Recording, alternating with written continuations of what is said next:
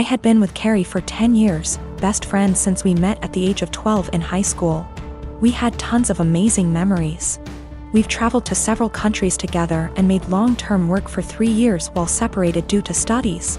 Last Thursday I proposed to her in St. Lucia, not in front of anyone mind you, I wanted it to just be private. She didn't say anything and I was thinking, oh shit, did I say or do something wrong? She started crying and said she had something to explain to me. She didn't want to marry me because she'd been sleeping with the coworker she said was just a friend for around 3 months. She said she rationalized it was just a thing that would pass, but it's continued, and she said she loves me so much. More than I'll ever understand, that I've helped her so much and she doesn't even know why she has done this. She said she loved me too much to marry me knowing she'd done what she did. She doesn't love the guy. It was just sex and she had been trying to stop the affair, but I proposed before that happened and she said she knew when I was kneeling that she couldn't marry me, not after everything I'd done for her, so she told me. I feel like my whole world has shattered. We had an awkward flight home on Friday evening and haven't spoken since. She has tried calling me but I haven't answered and I have until Monday off, so I'm just here. I've barely eaten, I feel like there's a black hole in my stomach draining everything I have mentally. I can't wrap my head around the fact that she was cheating, that she lied, that she hid it from me. My sister apparently had some words for her. I'm trying to pretend I'm okay, but I'm not. Every morning that I've woken up since last week Friday morning has just been bleak. I love her so much but I've no intentions of getting back together. I don't think I would ever be able to trust her again, much less forgive her, for a very long time. My best friend brought a 6-pack yesterday and we drank in the evening. I cried my eyes out in the shower last night. I never cry, not even when my mom, who I was extremely close to, passed away. But I was sobbing like a child last night, and honestly I would have loved if my mom had been there to tell me it'd be okay. My sister brought over some breakfast this morning and basically made me eat because she knows I haven't really been eating lately. Zero appetite. I'm a 19-year-old F with 6 older siblings. My parents spent most of my childhood spending money they didn't have on my siblings, so by the time I hit my teenage years, I realized I was probably going to have to fend for myself financially when I turn 18. I started babysitting and doing odd jobs around my neighborhood when I was 14, and eventually got part-time jobs during the school year. By the time I was 16, I was working 3 jobs in the summer and 2 in addition to school. When my parents told me they couldn't pay for college, I'd already earned enough, along with scholarships, to be able to put myself through college and have plenty left over. I've continued to work during the school year, and have been able to make money during quarantine by tutoring online. The issue began a few months ago, when my eldest sister got married. My parents spent 30 grand on her wedding, taking out a second mortgage to do so. To make matters worse, my dad was furloughed 6 days after the wedding. They'd effectively dug themselves into a hole they couldn't get out of. 2 weeks ago, my mom texted me for the first time since the wedding. She didn't say hi, ask how I was, or make any small talk. She just said, "Your dad and I need a favor. When can we call you?" I'd expected this. None of my elder siblings are doing well financially, and they've exhausted all other loan options, both from family and the bank. I figured they would text me, ask me to loan them a few thousand, and promise to pay it back when they could figure things out. I was absolutely willing to pitch in a few thousand, and had even considered giving them some of my tutoring jobs so they could make some extra cash. I was not, however, expecting them to demand I give them all the money, close to $40,000, I'd made from the ages of 14 to 18. The exact statement my mom had made was, "You made that money under our roof.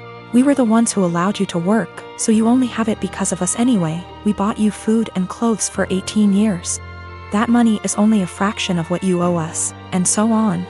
I said that food, clothes, and shelter were the very minimum. It's what they signed up for when they chose to become parents. I didn't ask for any of it, etc. They responded by telling me that if it wasn't for them, I wouldn't have the life I have today. I said they were being ridiculous, and hung up. Since that day, both, along with 2 of my siblings, have continuously hounded me about giving them what is rightfully theirs.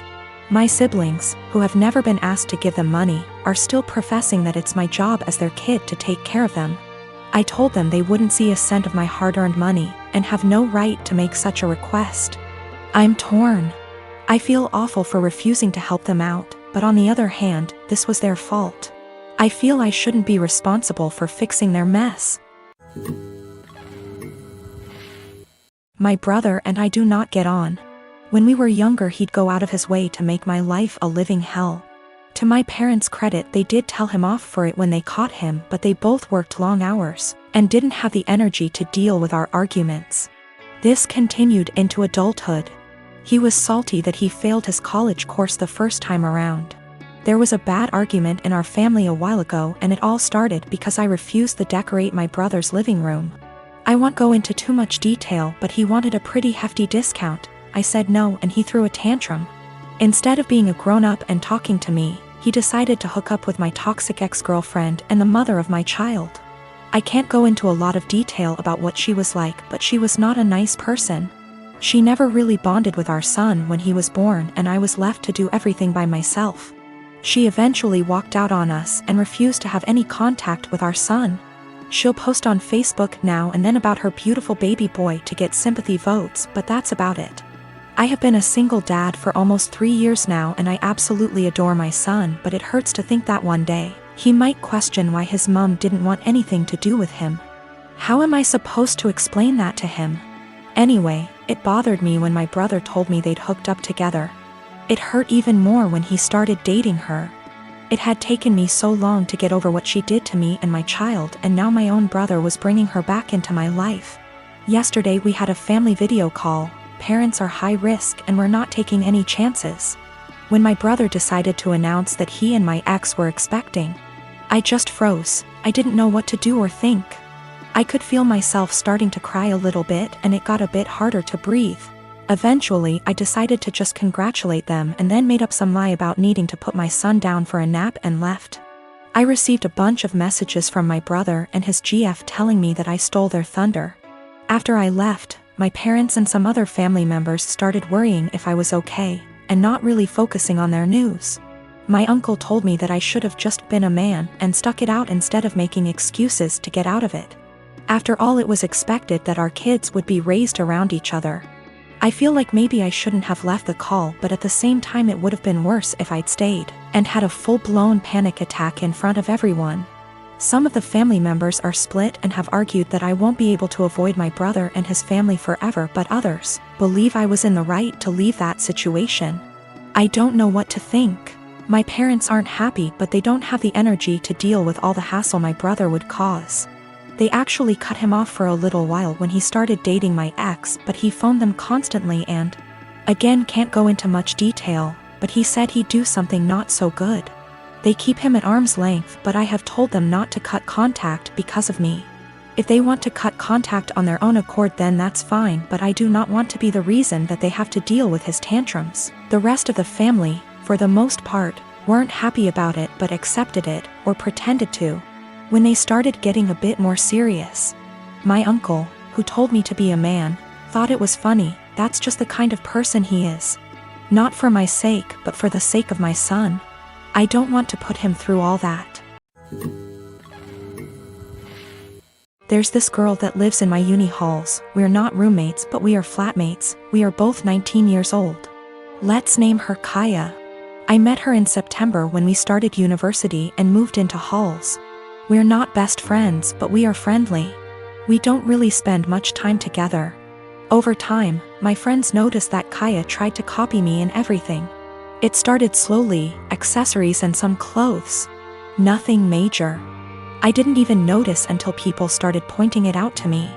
I have a rather distinct style and she started copying it.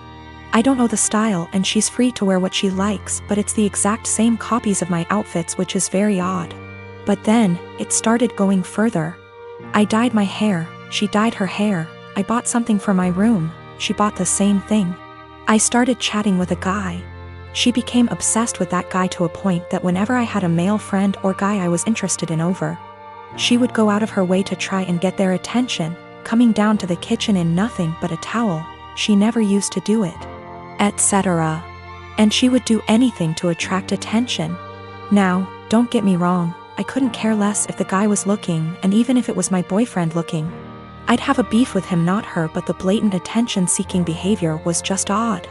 I joined societies and sports, and after she found out, she joined the same ones I did. Basically, everything I do, she copies eventually. It's just really creepy, but I haven't said anything. I wouldn't even know what to say. Over the Easter break, my friend and I were at my family house, a bit drunk, and decided to test out whether Kaya really copies everything I do. I made a post on social media about shaving my head. My friend does hairdressing, and she helped me out faking shaved head, and I posted a photo with shaved head. I deleted the photo a few days later and forgot about this whole thing. After Easter break was over, we had uni exams and I was focusing on that. Imagine my shock when I came back and Kaya had shaved head. And she was pissed when she saw me. She started shouting how I lied to her and why would I do that. She went on and on and on, really angry. Admittedly, I ignored her and hid in my room. She sent me a text telling me that she expects me to pay for her wig as it's my fault she shaved her head. I replied that absolutely not, that it was not my fault and she decided on her own to do that. She kept attacking me over it every time I saw her. It's been a few days since I came back from Easter break. My exams start tomorrow, and yesterday I received an email from my university asking me for a meeting over the issue. She reported me to uni over something she's done. I am genuinely confused. Was I really in the wrong?